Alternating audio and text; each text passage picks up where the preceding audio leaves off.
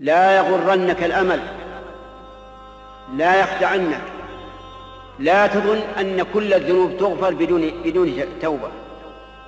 إذا تبت إلى الله مهما كان ذنبك فإن الله تعالى يتوب عليك ويدخلك في رحمته. أما بدون توبة، لو أن الإنسان مات ولم يتب من ذنبه وإن كان دون الشرك فإنها داخلة تحت مشيئة الله، كما قال الله تعالى: إن الله لا يغفر أن يشرك به ويغفر ما دون ذلك لمن يشاء. فنفى الله تعالى أن يغفر الشرك، وبين أن ما دون الشرك يغفره عز وجل إذا شاء. لا بد من الندم،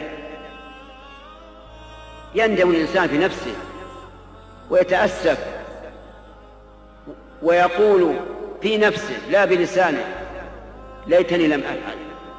يتمنى أنه لم يفعل ندما على ما فعل.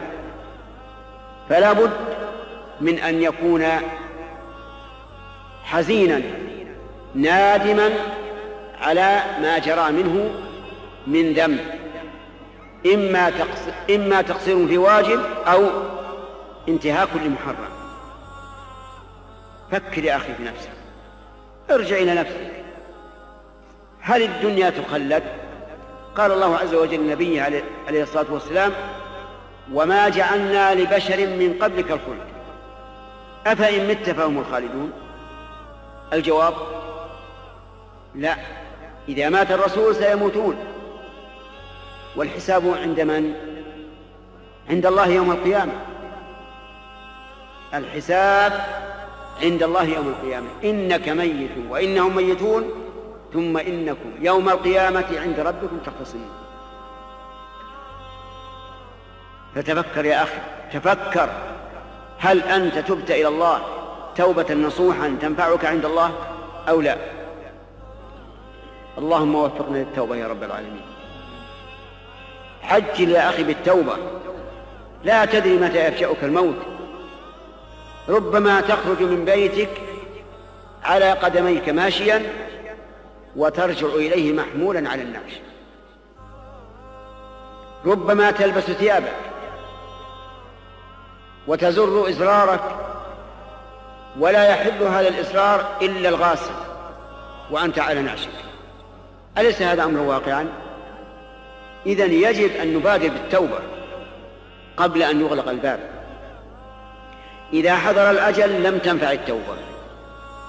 وليست التوبة للذين يعملون السيئات حتى إذا حضر أحدهم الموت قال: إني تبت الآن. حضر، ولا فائدة إذا حضر الأجل من التوبة، لا فائدة من التوبة بعد حضور الأجل. نسأل الله أن يمن علي وعليكم بالتوبة قبل حضور الأجل. طيب، يجب علينا أن ننظر في أنفسنا الآن. المعاصي كثيرة، والتهاون بالواجبات كثير، والتهاون بتربية الأولاد كثير، والتفريط في الأمر بالمعروف والنهي عن المنكر كثير. فعلينا أن نرجع إلى الله رجوعا حقيقيا ننيب إليه ونسلم له من قبل أن يأتينا العذاب بغتة وأنتم لا تشعرون، أن تقول نفس: يا حسرة على ما فرطت في جنب الله وإن كنت لمن الساخرين. أو تقول: لو أن الله هداني لكنت من المتقين. أو تقول حين ترى العذاب: لو أن لي كرة فأكون من المحسنين. كل هذه الأماني يقول الله عز وجل: بلى قد جاءتك آياتي فكذبت بها واستكبرت وكنت من الكافرين.